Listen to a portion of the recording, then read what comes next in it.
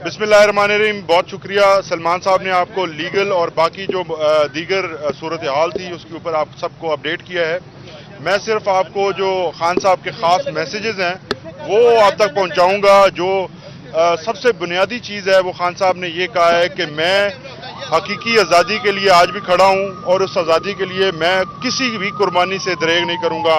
उन्होंने ये कहा है कि पाकिस्तान पूरा एक जेल की मानद है और बाहर की जेल से रहने से बेहतर है कि मैं इस अंदर की जेल के अंदर रह लूँ।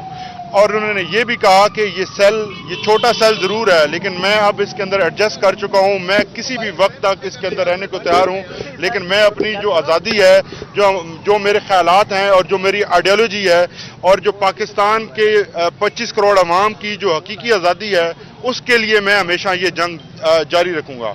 इसके अलावा जो डेवलपमेंट्स आज हुई हैं, क्योंकि अब वो पहले की तरह एक मुजरिम की तरह नहीं है, अब उनको एक मुल्ज़िम और अंडर ट्रायल प्रिजनर्स की तरह ट्रीट किया जा रहा है और वो फैसिलिटीज़ उनको मिली हैं।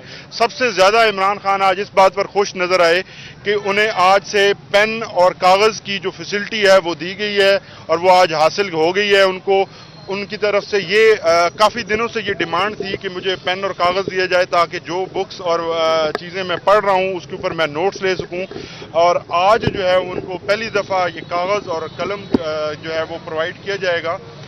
इसके अलावा खान साहब ने जो हमें पैगामात दिए हैं वो तफसील में आपको सलमान सफदर साहब ने बता दिए हैं। लेकिन सबसे अहम जो चीज़ है वो ये है कि खान साहब के जो हौसले हैं वो चट्टान की तरह मजबूत हैं और पहाड़ों की तरह बुलंद हैं। आप सब से यही गुजारिश उन्होंने की है कि आप सब उनके पैगाम को हर जगह पहुंचाएं। बहुत शुक्रिया।